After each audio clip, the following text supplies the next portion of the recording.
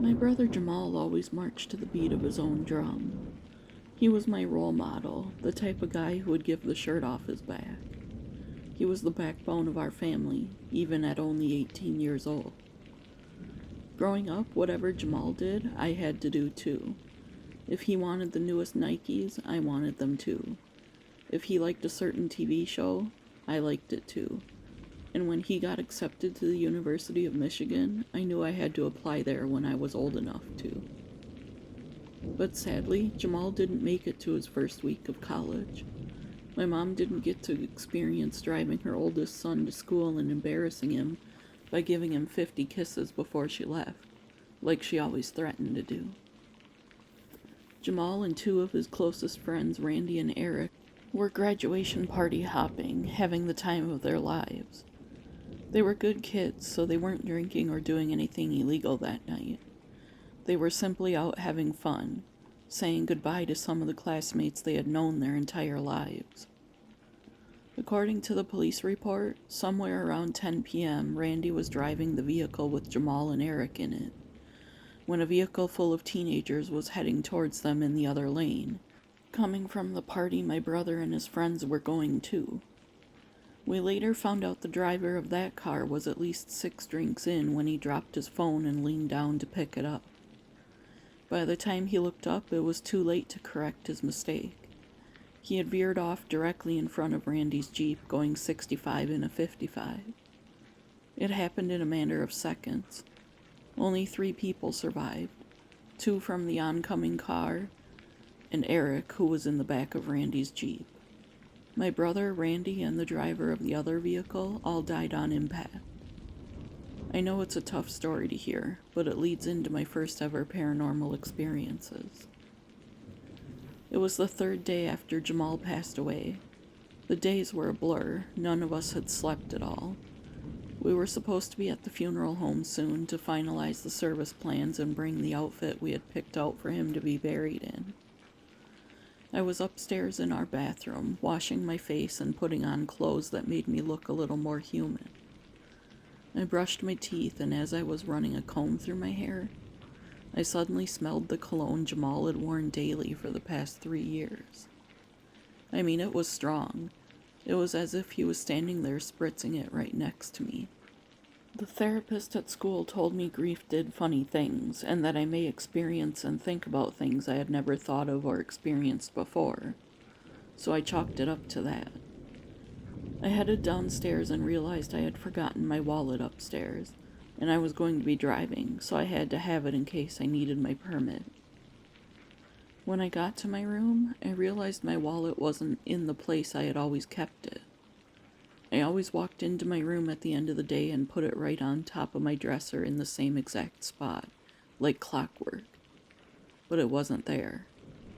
I searched my backpack next, even though I hadn't used it in days. Heading downstairs, I checked the living room, my jacket in the hallway closet, the kitchen counter, but it wasn't anywhere. "Mom, have you seen my wallet? It's not on my dresser." "No, I haven't, dear. That's odd. It's always on your dresser," she answered.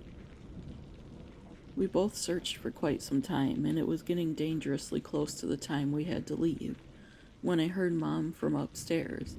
"It's right here, on your dresser."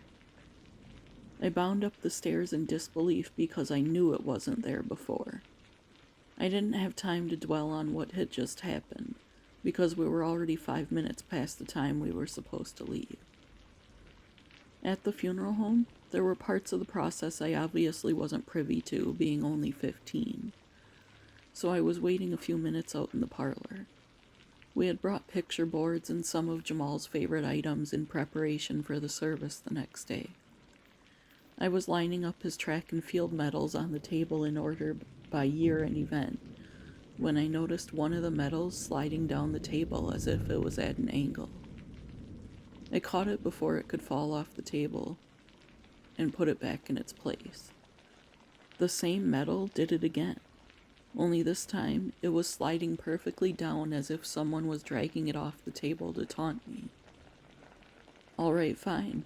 I'll find a different spot," I said out loud. figuring that spot of the table must just be slanted just enough to cause things to roll off. But as I grabbed the metal, I noticed it was from the spring, and I had placed it after the winter metals. I swapped it with the one that should have been in its spot, and it took me a few seconds to realize it, but the right metal was not sliding at all. In fact, it was perfectly in place where I put it. At that moment, Mom emerged crying, so I went to her side and we chatted a few minutes before leaving. Later that afternoon, a group of our neighbors brought over literally an entire feast and probably 10 different types of beverages, and we invited them in to talk and eat with us. After, I was cleaning up in the kitchen, and I smelled it again, Jamal's cologne. I was going out on a whim here, and I can't explain what made me do this, but I said out loud, "Jamal, is that you?" And a few seconds later, I felt a pressure on my shoulder, as if he had his hand there. "Can you make that glass move if it's you?" I can't believe I'm even saying this. It did. The glass moved about 5 inches to the right. It was the craziest experience, knowing my brother was right next to me, but I couldn't see him. There was no way this was just grief playing tricks on me. This was direct contact. I asked him to do a specific thing, and he did it. It's been 3 years, and Mom and I both get signs from Jamal frequently.